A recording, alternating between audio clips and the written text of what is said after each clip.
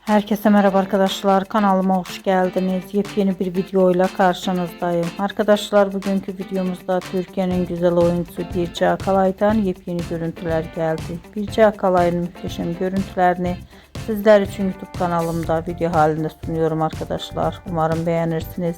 Videomu beğendiyseniz kanalımı izlemeyi ve bildirim butonuna basmayı unutmayın. Şimdilik benden bu kadar olsun. Yeni videomuzda görüşmek üzere. Hoşça kalın.